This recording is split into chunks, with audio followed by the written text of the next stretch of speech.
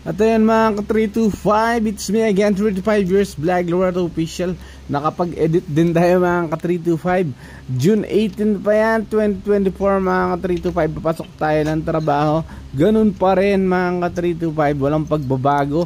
Working vlogger pa rin tayo mga ka-325. Although minsan is nakakaramdam tayo ng pagod, pero tuloy-tuloy pa rin kasi hindi natin sasayangin ang binigay ni Meta na monetization sa ating ads on reel mga ka-325.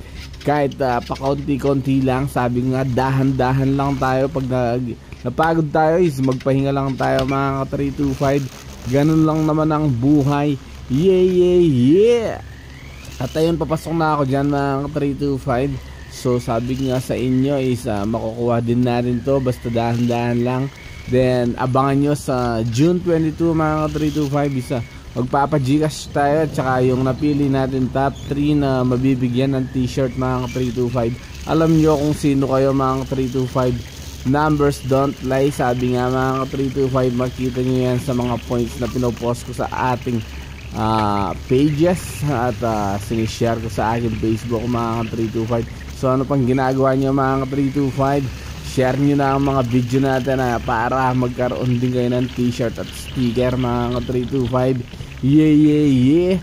At syempre mga ka-325, sabi nga araw-araw sipag lang, dahil lahat ng pangarap natin hindi natin nakuha sa mabilisan yan mga ka-325. Kunin natin sa mabagalan. Yeah.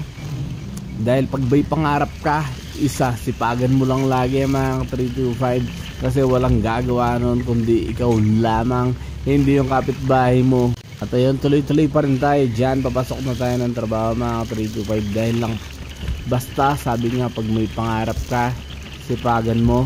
Dahil lang masipag ay ang mas malaki ang chance ang matupad ang kanyang target.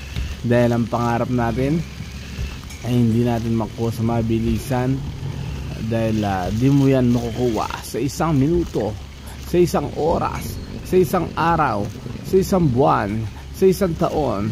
3 to 5 years from now mga 3 to 5, dapat may lagi tayong mga resulta sa lahat ng ating mga ginagawa mga 3 to 5. Yeah. O sige mga 3 to 5, enjoy watching sa ating papasok sa trabaho. Dapat lagi ka lang maaga para hindi ka mali. Enjoy watching. Yeah.